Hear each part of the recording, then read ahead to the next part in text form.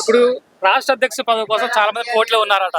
దాంట్లో మీరు ఎవరు వస్తే బాగుంటది? మీ పార్టీ బీజేపీ పార్టీ అధికారం తీసుకురావడానికి ప్రధాన పాత్ర పోషించాలంటే ఎవరికిస్తే బాగుంటుందని చెప్పి మీరు అనుకుంటున్నారు? భారతీయ జనతా పార్టీ పేదల పార్టీ. మన కుటుంబ పరిపాలన లేకుండా ఎదిగినటువంటి ఒక ఛాయ వల్ల ప్రధానమంత్రిగా అయినటువంటి పార్టీ ఇది. కింది స్థాయి నుంచి మేము కార్యకర్తలు కష్టపడుతూ అంచెలంచెలుగా పార్టీ మమ్మల్ని గుర్తిస్తూ పదవులు ఇస్తూ ఉంది.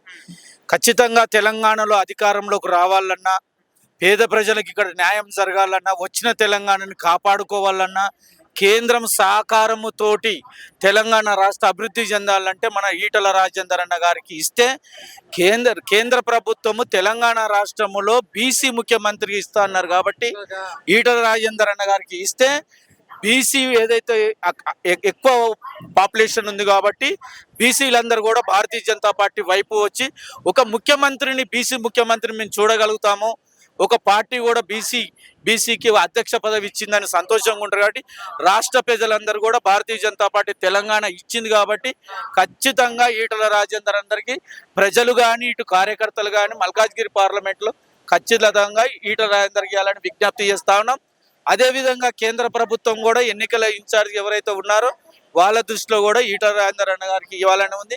ఇస్తే అందరం సంతోషంతో కష్టపడతాం.